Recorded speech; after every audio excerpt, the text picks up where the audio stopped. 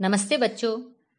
आज मैं आपको सूखी डाली एकांकी का अध्ययन करवाऊंगी, जिसके एकांकीकार हैं उपेंद्र नाथ अश्क जी। आइए एकांकी का स्पष्टीकरण देखें। एकांकीकार ने एकांकी में सम्मिलित परिवार की कथा वस्तु को संजोया है। दादा मूलराज ने बड़ी सूझबूझ और बुद्धिमानी से अपने परिवार को एक वट वृक्ष की भांति एकता के सूत्र में बांध रखा है। परंतु जब से छोटी बहू बेला इस परिवार में आई है, तब से थोड़ी अशांति का वातावरण उपस्थित होने लगा है। बेला ग्रेजुएट है तथा इस परिवार में सबसे अधिक पढ़ी लिखी है। वह एक संपन्न घराने से आई है, इसीलिए अपने मायके के सामने उसने परिवार में पिछले 10 वर्षों से काम करती आ रही मिश्रानी रजवा को यह कहकर काम से हटा दिया कि उसे काम करना नहीं आता। बेला के व्यवहार से बड़ी बहू, इंदु, छोटी भाभी आदि सभी परेशान हैं। किसी को कुछ नहीं गिनती। यही नहीं, वह अपने पति परेश को भी घर के पुराने फर्नीचर को लेकर खूब सुनाती है तथा कहती है, मैं तो इस गले सड़े सामान को कमरे के पास तक न फटकने दूंगी। इस बेडोल फर्नीचर से तो नीचे धरती पर चटाई बिछाकर बैठे रहना अच्छा है। वह बात बात में अपने मायके की तारीफ करती रहती है। बेचारा परेश अपना सा मुंह लेकर रह जाता है। यही नहीं, वह घर के काम काज करने से भी नाक भों सिकुड़ती है। दादाजी ने 4 कपड़े धोने को दिए थे, वे भी गुसल खाने में पड़े हैं। करमचंद दादाजी से यह बताता है कि उसे आशंका है कि परेश परिवार से अलग न हो जाए, क्योंकि उसकी पत्नी बेला को घर की कोई वस्तु पसंद नहीं आती तथा उसके मन में अपने मायके को लेकर दर्प की भावना बहुत अधिक है। परेश भी दादा से बेला के संबंध में बात करते हुए अत्यधिक संकोच के साथ यह बताता है कि बेला का मन इस घर में नहीं लगता। तब उसे घर का कोई सदस्य भी पसंद नहीं करता।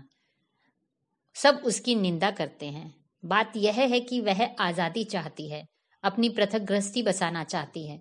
यदि बाग वाला मकान उसे मिल जाए तो वह सुख शांति से रहे। परेश की बात सुनकर दादा उसे सुझाव देते हैं कि वह बेला को साथ ले जाकर बाजार से उसकी पसंद की चीजें खरीदवा दे। वे यह भी कहते हैं कि वे घर में सबको समझा देंगे, कोई भी बेला का अपमान नहीं करेगा।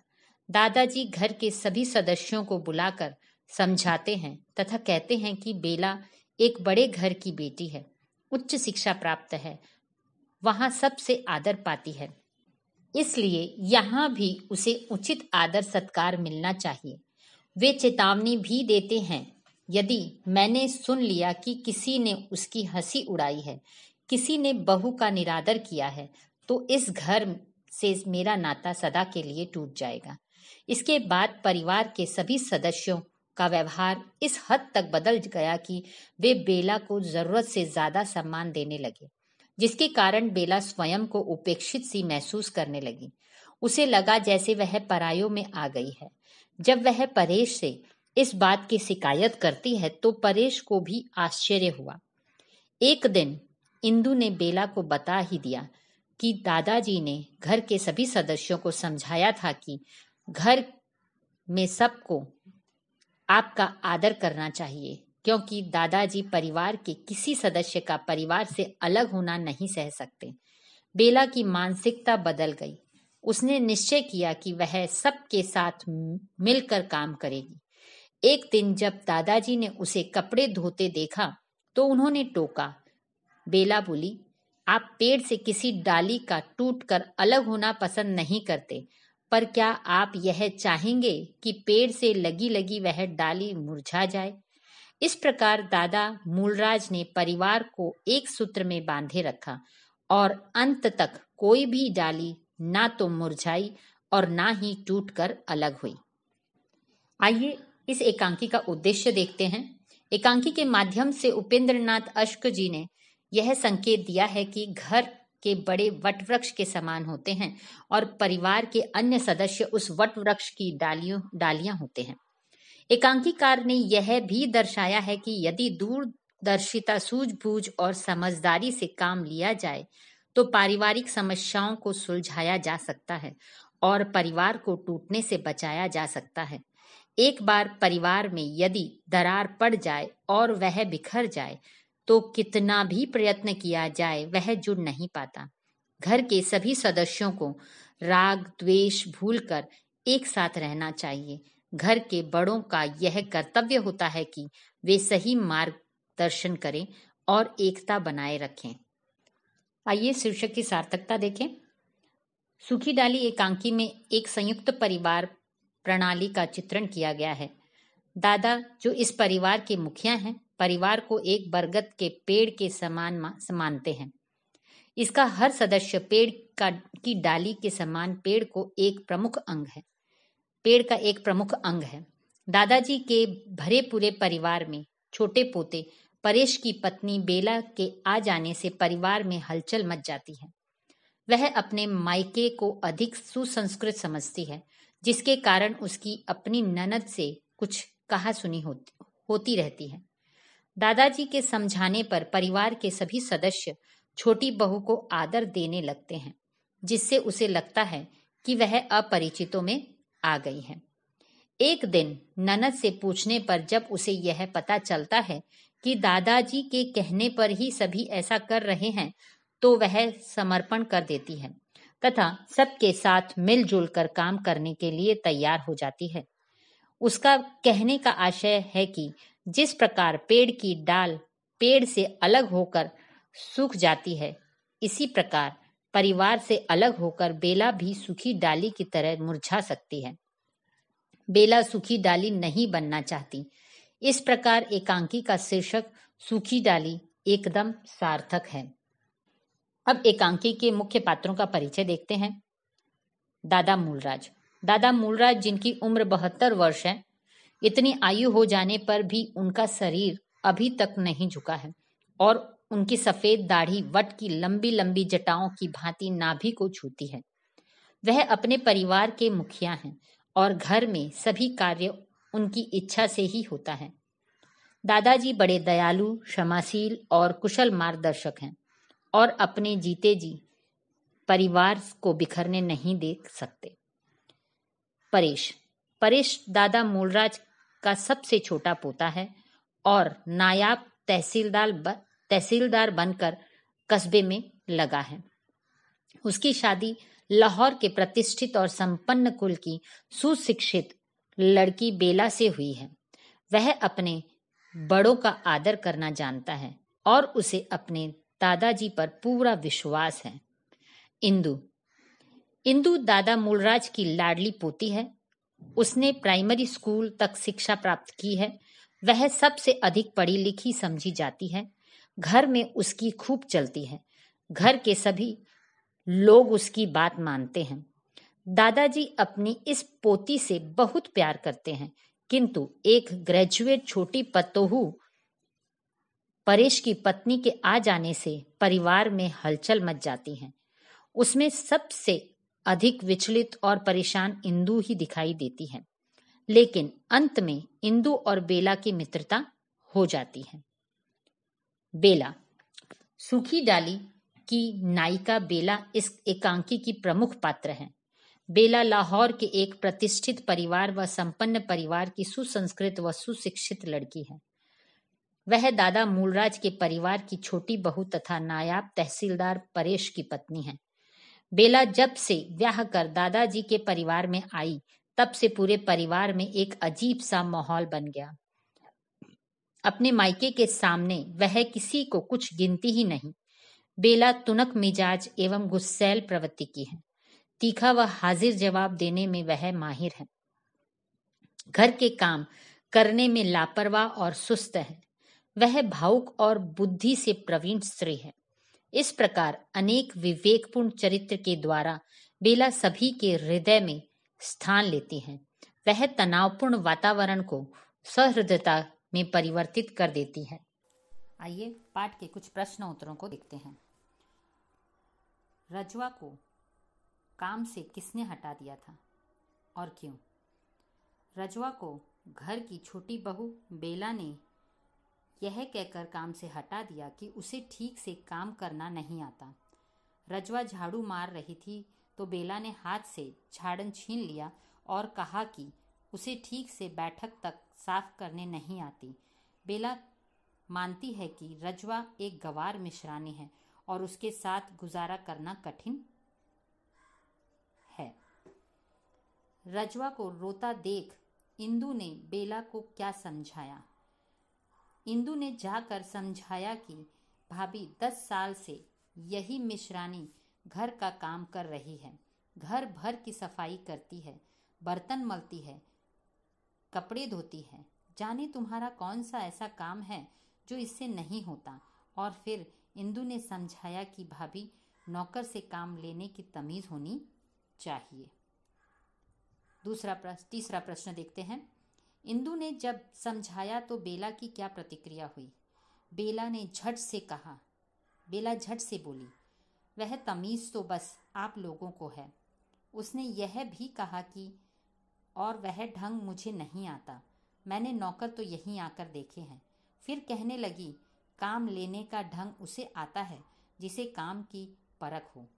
सुबह शाम झाड़ू देने मात्र से कमरा साफ नहीं हो जाता, उसकी बनावट सजावट भी कोई चीज है। न जाने तुम लोग किस तरह इन फूहड़ नौकरों से गुजारा कर लेते हो। मेरे मायके में तो ऐसी गंवार मिश्रानी 2 दिन छोड़ 2 घड़ी भी न टिकती। चौथा क्वेश्चन, इंदु के अनुसार बेला जब से आई है तब से क्या सुना रही है। उत्तर, इंदु के अनुसार बेला जब से आई है यही तो सुना रही है। नौकर अच्छे हैं तो उसके मायके में, खाना पीना अच्छा है तो उसके मायके में, कपड़े पहनने का ढंग आता है तो उसके मायके वालों को। हम तो न जाने कैसे जी रहे हैं। यहाँ के लोगों को खाना पीना पहनना ओढ़ना कुछ भी नहीं आता। हमारे नौकर गवार, हमारे पड़ोसी गवार, हम सब गवार। प्रश्न 5, परेश और बेला की कौन सी बातें मजली बहू सुनकर आई थी। उत्तर, मजली बहू को बस इतना ही मालूम हुआ कि परेश स्नान कर कमरे में गया तो बेला ने सारा फर्नीचर निकाल कर बाहर रख दिया था। परेश ने कारण पूछा। बेला ने कहा, मैं इन टूटी फूटी कुर्सियों और गले सड़े फर्नीचर को अपने कमरे में न रहने दूंगी। परेश कहने लगा, हमारे बुजुर्ग बात काट कर छोटी बहू ने कहा, हमारे बुजुर्ग तो नंगे बूचे जंगलों में घुमा करते थे, तो क्या हम भी उनका अनुकरण करें। और जो सामान पड़ा था वह भी उठाकर बाहर फेंक दिया। फर्नीचर के विषय में परेश ने बेला को क्या समझाया। परेश ने बेला को समझाया कि इस फर्नीचर पर हमारे दादा बैठते थे, पिता बैठते थे, चाचा बैठते थे। उन लोगों को कभी शर्म नहीं आई। उन्होंने कभी फर्नीचर के गले सड़े होने की शिकायत नहीं की। अब यदि मैं इसे रखने पर आपत्ति करूं तो दादाजी कहेंगे कि तहसीलदार होते ही लड़के का सिर फिर गया है। प्रश्न 7, दादाजी के अनुसार शिकायत को क्यों जल्द से जल्द मिटा देनी चाहिए। उत्तर, दादाजी के अनुसार शिकायत को जल्द से जल्द मिटा देना चाहिए क्योंकि उनका मानना यह है कि हल्की सी खरोच पर यदि तत्काल दवाई न लगा दी जाए तो वह बढ़कर एक बड़ा घाव बन जाती है और यही घाव नासूर हो जाता है। फिर लाख मरहम लगाओ, ठीक नहीं होता। अर्थात शिकायत को दूर कर देना चाहिए, अन्यथा वह एक बड़ा रूप ले लेती है। प्रश्न 8, दादाजी के अनुसार बड़प्पन और महानता किस प्रकार के गुण हैं, उदाहरण सहित स्पष्ट करें। एकांकी में दादाजी के अनुसार बड़प्पन कोई बाहर की वस्तु नहीं होती है, वह मन की भावना होती है, इसका केवल एहसास किया जा सकता है। इसी प्रकार महानता की स्थिति होती है, यह किसी व्यक्ति से जबरदस्ती मनवाई नहीं जा सकती, यह अपने व्यवहार से उसे अनुभव कराई जा सकती है। उदाहरण स्वरूप, ठूठा वृक्ष आकाश को छूने पर भी अपने महानता का सिक्का हमारे दिलों पर उसे उस समय तक नहीं बैठा सकता जब तक अपनी शाखाओं में वह ऐसे पत्ते नहीं लाता जिनकी शीतल सुखद छाया मन के समस्त ताप को हर ले और जिसके फूलों की भीनी भीनी सुगंध हमारे प्राणों में पुलक भर दे। प्रश्न 9। एकांकी में घृणा के विषय में दादाजी द्वारा क्या बताया गया है? उत्तर। घृणा के विषय में दादाजी बताते हैं कि घृणा को घृणा से नहीं मिटाया जा सकता। यदि किसी व्यक्ति को घृणा के बदले स्नेह प्यार दिया जाए तो उसकी समस्त घृणा धुंधली पड़कर लुप्त हो जाएगी। प्रश्न 10। परेश बाग वाला कमरा क्यों चाहता था? उत्तर। परेश बाग वाला कमरा इसलिए चाहता था क्योंकि उसने दादाजी को बताया कि घर की सभी स्त्रियां उसके पास आई थी और सब बेला की शिकायत करती थी। दूसरी ओर उन सब से बेला भी दुखी है। उसका कहना है कि सब उसका अपमान करती हैं, सब उसकी हंसी उड़ाती है। उसे ऐसा महसूस होता है कि वह परायों में आ गई है। वह आजादी चाहती है। दूसरों का हस्तक्षेप, दूसरों की आलोचना उसे पसंद नहीं। वह अपनी पृथक गृहस्थी बसाना चाहती है। प्रश्न 11। दादाजी ने परेश को क्या समझाया? उत्तर। दादाजी ने परेश से कहा कि वह चिंता ना करे, वे सबको समझा देंगे। घर में किसी को तुम्हारी पत्नी का तिरस्कार करने का साहस न होगा। कोई उसका समय नष्ट न करेगा। ईश्वर की कृपा से हमारे घर सुशिक्षित सुसंस्कृत बहू आई है, तो क्या हम अपनी मूर्खता से उसे तंग कर देंगे?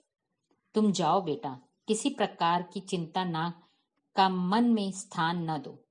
मैं कोई न कोई उपाय ढूंढ निकालूंगा।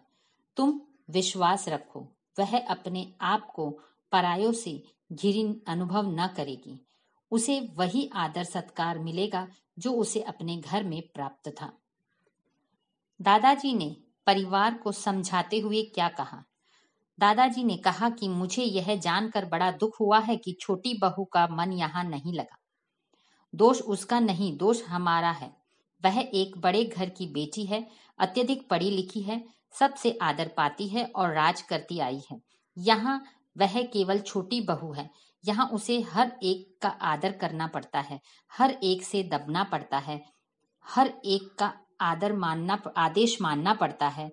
यहाँ उसका व्यक्तित्व दब कर रह गया है। मुझे यह बात पसंद नहीं। बेटा, वास्तव में कोई उम्र से या दर्जे से नहीं होता। बड़ा तो बुद्धि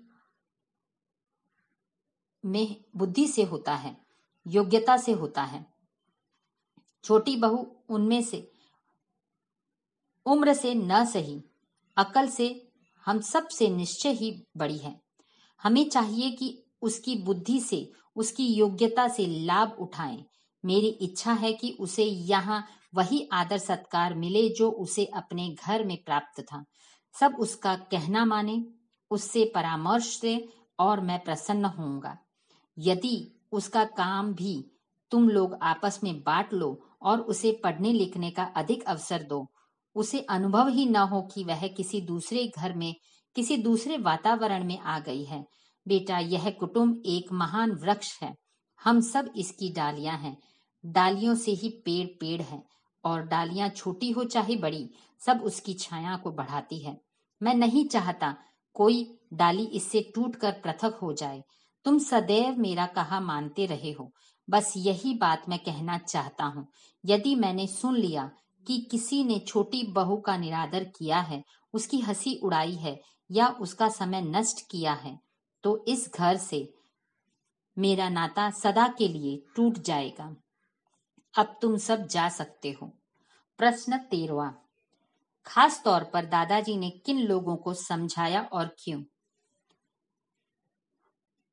खास तौर पर दादाजी ने इंदु और मझली बहू को समझाया कि मझली बहू, तुम अपनी हंसी को उन लोगों तक ही सीमित रखो बेटा जो उसे सहन कर सकते हैं।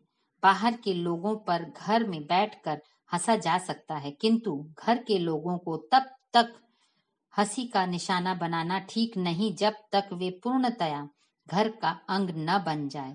और इंदु बेटा, तेरी छोटी भाभी बड़ी बुद्धिमती, सुशिक्षित और सुसंस्कृत है। तुझे उसकी हंसी उड़ाने, उससे लड़ने झगड़ने के बदले उसका आदर करना चाहिए, उससे ज्ञानार्जन करना चाहिए।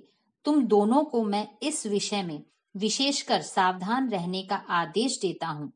अब तुम जाओ और देखो, फिर मुझे शिकायत का अवसर न मिले। यही मेरी आकांक्षा है कि सब डालियां साथ साथ फले फूले, जीवन की सुखद शीतल वायु के स्पर्श से झूमे और सरसराए। विटप से अलग होने वाली डाली की कल्पना ही मुझे सिहरा देती है। प्रश्न 14। मझली बहू ने पुराने नौकरों के बारे में दादाजी की कौन सी बात बताई? मझली भाभी ने बेला से यह कहती है कि वैसे तो उसने एक अनुभवी नौकरानी खोज लाने के लिए कह दिया है, जो नए फैशन के बड़े घरों में काम कर चुकी हो। साथ ही वह यह कहती हैं कि दादाजी पुराने नौकरों के हक में हैं। उनका ऐसा मानना है कि वे दयानतदार होते हैं और विश्वसनीय होते हैं। वह रजवा के बारे में बताती हैं कि रजवा पीढ़ी दर पीढ़ी काम करते आ रही है। इस रजवा की सास भी यही काम करती थी, अब रजवा की बहू भी यही काम करती है। प्रश्न 15। मझली बहू और घर की बाकी औरतें किस बात पर ठहाके मार कर हंस रही थीं?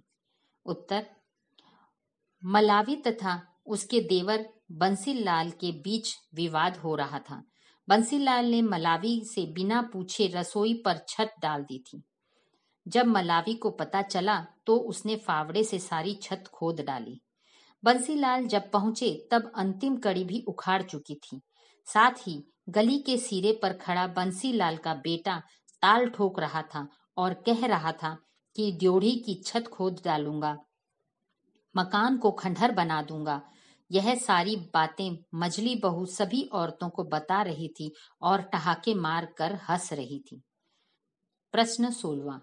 बेला परेश को मायके भेजने के लिए क्यों कहती है? उत्तर, बेला परेश को मायके भेज देने की बात करती है क्योंकि उसे ऐसे लगता है जैसे यहाँ उसके साथ अपरिचितों का सा व्यवहार होता है। उसके सामने कोई हंसता नहीं, कोई उससे अधिक समय तक बात नहीं करना चाहता। सब उससे डरते हैं, वैसे ही जैसे मुर्गी के बच्चे बात से डरते हों। सब हंसते हैं, ठहाके मारते हैं, पर जब वह जाती है तो सब चुप हो जाते हैं। ऐसे लगता है जैसे भरी सभा में किसी ने चुप की सीटी बजा दी हो। साथ ही उसे कोई काम को हाथ लगाने नहीं देता। सभी इस प्रकार आदर करते हैं कि मानो घर में वह सबसे बड़ी हो। प्रश्न 17।